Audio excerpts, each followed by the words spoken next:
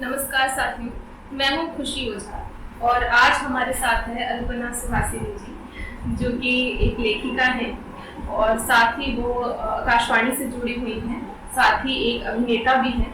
तो कैसी हैं आप अल्पना जी और कैसा लग रहा है हमारे साथ बात करके? बढ़िया बढ़िया खुशी जी, खुशी घर आई है आज। अच्छा लग रहा है, दोनों बच्चे अंतरा भी साथ में हैं और बहुत खुशी भी हो रही है कि इस तरह से ये एक प्रयास कर रहे हैं साहित्यिक उसके लिए सभी लोगों से मिलना, जिनकी नई पुस्तकें प्रकाशित हुई उस संदर्भ में बातचीत करना, ये एक बहुत अच्छा प्रयास है। बहुत अच्छा लग रहा है। चलिए, तो अल्पना जी आप मुझे बताइए कि आपकी लेखनी की शुरुआत कैसे हुई, कैसे आपने शुरू किया अपनी लेखनी का सफर? असल में घर में साहित्यिक माहौल था। पिताजी मेरे जो हैं वो बहुत बड़े साहित्यकार थे हरियाणा के, श्री निर्दोष हिसारी जी। तो घर में आँख खुलते ही देखा तो चारों तरफ किताबें किताबें, अच्छी खासी लाइब्रेरी थी। पढ़ने का शौक वहीं से पैदा हुआ। हम 5 भाई बहन हैं और सबसे छोटे जो 2 भाई बहन हैं, श्री सदोष हिसारी जी और मैं, हम दोनों को भी शौक था पढ़ने का और लिखने का। तो दोनों में एक प्रतियोगिता चलती थी कि मैं कौन सी किताब जल्दी खत्म करता हूँ और मैं कौन सी खत्म करती हूँ, और मैं ज्यादातर जल्दी खत्म कर देती थी।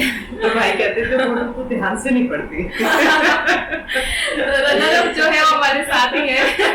वो जो है, और शायद ये सच भी था, क्योंकि भाई को बहुत शौक था, पूरे विश्व का साहित्य पढ़ते थे वो। अच्छा। और दिन रात किताबें पढ़ते थे और बहुत ध्यान से, और उसके बाद आप कहीं से कुछ भी पूछ लीजिए वो पूरा बता भी पाते थे। तो बहुत अच्छे होते। अभी तो वो इस दुनिया में नहीं है, पिछले 3 साल पहले उनका अचानक से देहांत हुआ। इस वजह से क्या बात है। तो अल्पना जी, आप अपना रोल मॉडल यदि किसी को माने तो आप किसको मानती हैं अपना रोल मॉडल? लेखनी पिताजी को भी कहूंगी, और उनके बाद डॉक्टर कुंवर बेचेंगी, जो कि मेरे साहित्य गुरु भी रहे, और दीपक नगाश रोशन सर हैं उदयपुर से, डॉक्टर रमा सिंह हैं गाजियाबाद से। ये वो तमाम लोग हैं जिनसे कुछ न कुछ लेती चली हूँ, सीखती चली हूँ, और मन करता है कि इनके आदर्शों पर चलूँ। और अभिनय की अगर बात करूँ तो अभिनय के क्षेत्र में यशपाल शर्मा जी बहुत ही उम्दा अभिनेता हैं और बहुत अच्छे इंसान भी हैं। तो उन जैसी शख्सियत होने का भी बड़ा मन करता है। क्या बात है। चलिए, आपने अभी बताया कि आप एक अभिनेत्री रही हैं, आप लेखनी में भी आपने अच्छा कार्य किया है। तो आप मुझे बताइए, एक महिला होने के नाते क्या क्या आपके जीवन में मुश्किलें आई और कैसे आपने उसका सामना किया और आज तक आप यहाँ पहुँचे? महिला या पुरुष वाला मामला मुझे लगता है जब हम काम कर रहे होते हैं तो खत्म हो जाता है। जब आपके भीतर जज्बा होता है, जुनून होता है कुछ भी करने का, तो जैसे शाहरुख खान साहब नहीं कहते कि जब आप किसी को पूरी शिद्दत से चाहो तो पूरी कायनात तो वही बात है। यानी जब भी आप कुछ करना चाहते हैं, ये तो खैर फिल्म में ले ली कई बार, लेकिन कुछ भी आप करना चाहते हैं, आप जब निकलते हैं, ये मैंने सुना है कि जैसा आप सोचते हैं इस पूरे ब्रह्मांड में आपकी वही जो है पूरी रचनात्मकता का सा माहौल वैसा बन जाता है जो आप सोचते हैं। आप जिस दिशा में जाना चाहते हैं, आप कभी भी देखिएगा आपके दिमाग में जिन दिनों को विचार आ रहा हो कि मुझे ऐसा करना, वैसे वैसे लोग मिलने शुरू हो जाएंगे। अचानक स्थितियां बन जाएंगी, अचानक से रास्ते बनने लग जाएंगे, अचानक टकराने लगेंगे वैसे वैसे लोग, अचानक से लोग आपको बताने लगेंगे कि ये कर दो। तो जब भी कोई ऐसा संकेत मिले ना, मेरा ये मानना है हम बहुत सारे लोग ऐसे संकेतों को और ऐसे अवसरों को खो देते हैं। तो जब भी ऐसा मौका मिले, कोई मन नहीं, एक बार सोचें कि ये बात आज मेरे सामने आई है तो किसी उद्देश्य से तो नहीं आई, ये व्यक्ति मुझसे आज मिला है तो किसी उद्देश्य से तो नहीं मिला है, तो उस दिशा में सोचे जरूर। अब जैसे बचपन से रेडियो सुनने का बहुत शौक था, दिन रात रेडियो सुनना, लेकिन ये नहीं सोचा था कि रेडियो की दुनिया से भी जुड़ेंगे। अचानक से पता लगा, एक अखबार का टुकड़ा सामने आया, पता लगा कि आकाशवाणी हिसार में आने जा रहा है, आकाशवाणी बनने जा रहा है, और सपना सा आया और फिर लगा कि मैं कैसे जा सकती हूँ। लेकिन अगले दिन जो है भाई के दोस्त की बहन आई और वो लेकर के गई, और जब देखा कि सब इंग्लिश में बात करें तो सारा खत्म हो गया। मैंने कहा भैया अपना मामला नहीं चलेगा। लेकिन फिर समझ में आया कि जो ट्रांसमिशन है वो हिंदी में ही जाना है, तो हिंदी के ही लोग चाहिए। और जब ऑडिशन हुआ तो पूरे रिसार्ट में सिर्फ मेरा सिलेक्शन, ऐसे ही भास्कर में गई थी, दैनिक भास्कर न्यूज़पेपर है, तो उसमें भी ऐसे ही गई, बड़ी दब्बू लड़की थी। मैं उस लड़की का सफर आपको बता रही हूँ जो बहुत डरती थी, बहुत दब्बू थी, जो किसी से बात नहीं कर सकती थी, और अखबार की दुनिया में ले जाके बैठा दी गई और जब उन्होंने बोला कि अभी रिपोर्टिंग करके आइए, एक कवि सम्मेलन चल रहा है। अब कवि सम्मेलन मेरा प्रिय विषय, क्योंकि डैडी राइटर थे। मैं पहुंच गई, वहाँ सारे डैडी के जानकर लोग मिले। अगले दिन आके खबर बनाई, अब वो उनको यकीन नहीं हुआ। उन्होंने आपने बनाई है? मुझे कह रहे दोबारा बनाई, सारी पूरी बदल के बनाई दोबारा। तब उस लेखनी से प्रभावित होकर और इतनी वो दबू लड़की जो फिर बड़े बड़े लोगों के इंटरव्यूज लेती थी। ऐसे ही एंकरिंग का सिलसिला, एंकरिंग में भी थिएटर फेस्टिवल, फिल्म फेस्टिवल सब में किया है, बहुत बड़े बड़े फिल्म फेस्टिवल। तो उसमें भी जितनी भीड़ होती है ना, मुझे उतना मजा आता है बात करने। चलिए, आप जितने भी दब्बू रहे रुकिए मत, आगे बढ़ते चले जाइए। चलिए, तो अल्पना जी, अपने आप आपकी जो किताब आई है अभी, आप उसके बारे में कुछ बताइए। हाँ, तेरे मेरे लब की बात, ये मेरी पुस्तक का टाइटल है, शीर्षक है। और मैं कहूँगी कि असल वापसी जो है लेखन में, जैसे संस्कार शुरू से ही पढ़ती थी, लेकिन फेसबुक से हुई है। बहुत सारी महिलाओं की मैं मानती हूँ कि वापसी फेसबुक से हुई है। तो फेसबुक पे जब टूटी फूटी कोई भी रचना डाल दी, लोगों को आदत है कि कैसी भी हो, कमाल किया ना कि वो थोड़ा सा मैं ठीक ठीक भी लिखने लगी। फिर उसी दौरान फेसबुक पे बहुत सारे मंच बने हुए थे जिसमें गजलें सिखाई जाती थी कि कैसे लिखी जानी चाहिए। उसमें मिसरे दिए जाते थे, उस पर गजल कहनी होती थी। तो रात को 2-2 बजे तक मैं जो है वो करती रहती थी कोशिश। और इस तरह से गजलें होती चली गई, और बहुत सारी गजलें जब हो गई तब एक दिन देखा कि देखो कितनी है, तो काफी थी। और फिर हुआ ये बीच में कि मुझे मेरी गजलें दूसरों फोन पे उन्हीं के नाम से नजर आने लगे। हाँ, इसका भी चलन बहुत होता है आजकल। हाँ, तो उससे मुझे डर लगा कि आप संरक्षित कर लेनी चाहिए चीजें ना, इसलिए मैंने छपवाई। बाकी मुझे इतनी जल्दी नहीं थी, पर यह था कि थोड़ा सुरक्षित हो जाए। फिर मेरे गुरुजी डॉक्टर परविजन जी ने भी बोला कि अब छपवा लो। चलिए, आपने अभी गजलों की बात की, तो कुछ हम चंद अशआर आपसे सुनना चाहेंगे, कुछ मिसरे। हाँ बिल्कुल, देखिएगा ये जो गजल है, टाइटल जो है इसी की है। इस गजल ने मुझे बहुत लोकप्रियता दिलाई। इसका मतलब कुछ यूँ हुआ है कि तेरे मेरे लब की बात, जो हम कहते हैं कि मैंने तुझे बताई थी, सहेलियों में वो होता है, अभी कैसे छुड़ी गई बात है वो वाला कि तेरे मेरे लब की बात, तेरे मेरी लब की बात, कैसे बन गई सबकी बात। अरे वाह। तेरे मेरे लब की बात, कैसे बन गई सबकी बात। और इस शेर पर ध्यान चाहूंगी, ज्यादातर लड़कियों की शिकायत होती है कि मैंने चाहा तब की बात मैंने चाहा तब की बात, वरना तुमने कब की बात। क्या बात है, क्या बात है। मैंने चाहा तब की बात, वरना तुमने कब की बात। याद से बस आज का दिन है। याद से बस आज का दिन है। याद से बस आज का दिन है, भूल गया वो तब की बात। अरे वाह। याद से बस आज का दिन है, भूल गया वो तब की बात। और छीन के मुझसे सारी दुनिया, क्या बात। छीन के मुझसे सारी दुनिया, पूछी वो ये कब की बात। क्या बात है।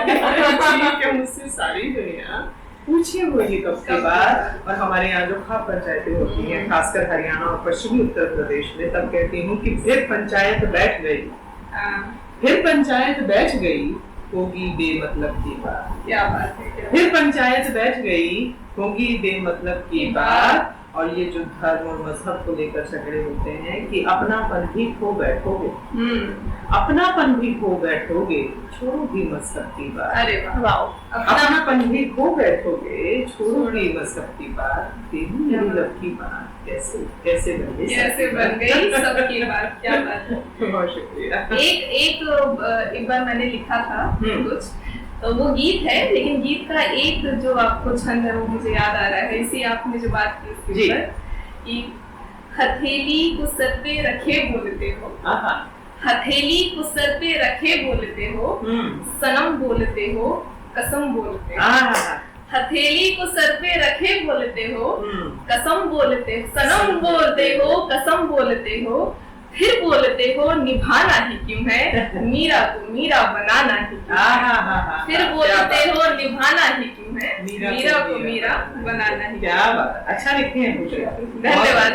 चलिए आगे बढ़ते हुए, ये आप अभी आपने अपने लिखने के बारे में बताया, हमने सुना है कि आप एक्टिंग भी करती हैं, तो अपनी एक्टिंग के सफर के बारे में, जब आप अभिनेता हैं आप तो अभिनेत्री, तो आप इसके बारे में कुछ बताइए। हाँ जी, बस वो थिएटर करती थी मैं कॉलेज टाइम में, काफी किया और बेस्ट एक्ट्रेस रही कई बार। उस दौरान भी एक अवसर मिला था फिल्म का, फिर नहीं कर पाई, जैसा अक्सर होता है शादी से पहले लड़कियां नहीं करती है। अभी जो है हरियाणा में इस समय यशपाल शर्मा जी की वापसी हुई है, वो हिसार से है और मैं भी हिसार से हूँ, तो उन्होंने दोबारा से आकर एक क्रांति ला दी है हरियाणवी सिनेमा में। बहुत काम हो रहा है, काफी काम हो रहा है।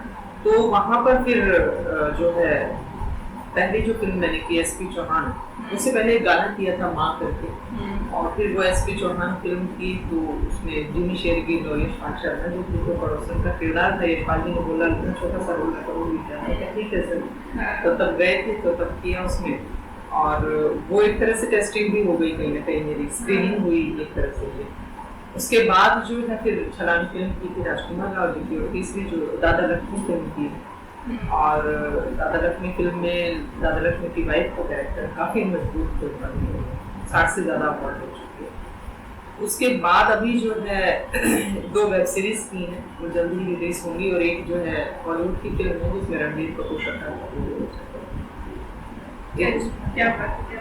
तो आपने इतना कुछ किया है, हम कुछ एक डायलॉग आपके मुंह से सुनना चाहेंगे सबके लिए। हाँ। अभी एक हरियाणवी में की है वेब सीरीज, यशपाल शर्मा जी की वाइफ का रोल था और मैं उनसे तलाक मांग रही हूँ, तो मैं जैसे आई हूँ किचन से आके कहती हूँ कि जोगिंदर जोगी, वो से हाँ साइन कराने थे, पूछने की किस चीज के, तलाक के। मानने की नहीं तू, मान जाए जिस डोर से अपना रिश्ता बंद रहता है जो बंद रहता है, और वो टूटेगी। तो इसमें गांठ मारा तो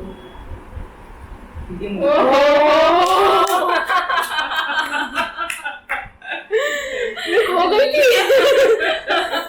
लाइव देखने का मौका मुझे पहली बार जीवन, धन्यवाद आपका। चलिए हम अब आपसे एक ऐसा प्रश्न पूछेंगे जिससे कि हमें आपके जीवन का पूरा सार पता चल जाएगा।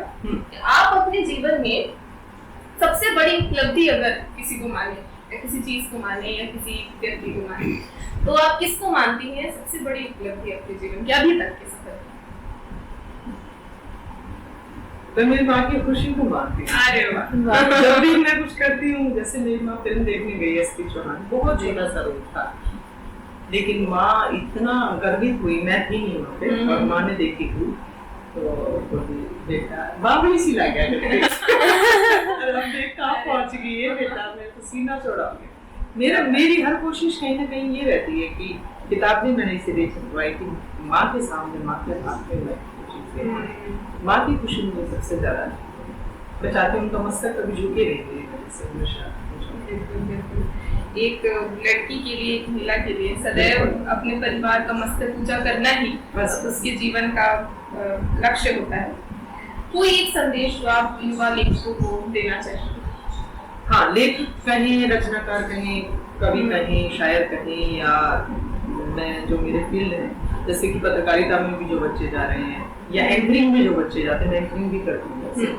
मेरा एक ही कहना है, सब बच्चे पूछते हैं मैम आप कैसे कर लेते हो इतनी देर, जैसे मैं मुझे अचानक आप खड़ा कर रहे हो और अगर पूरे दिन भी प्रोग्राम चल रहा मैं बोल सकती हूँ बिना रुके।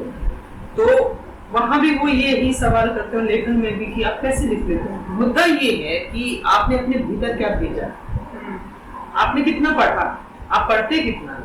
आज की पीढ़ी, मैं दोष नहीं दे रही, लेकिन हम इतना उसमें हो गए कि फेसबुक से हटे इंस्टा पे गए। मैं खुद भी इन दिनों, मेरा बेटा मुझे डांटता है कि मम्मी पढ़ा करो। फेसबुक से इंस्टा पे गए, इंस्टा से जो है वो हम व्हाट्सएप पे गए, घूम घाम के, और फिर कोई फिल्म देख ली और उसमें चल गए, लेकिन शब्द नहीं जा रहे आपके भीतर। तो लिटरेचर पढ़ना जरूरी है। आप पढ़ें, खूब पढ़ें, भले ही आप रेगुलरली अखबार पढ़ेंगे तो आपका जो है पत्रकारिता में कैनवास जो है वो होगा कि किस किस तरह से खबरें बनती हैं, कैसे बनती हैं, कितने कॉलम की खबर होती है, किस तरह लगाई जाती है।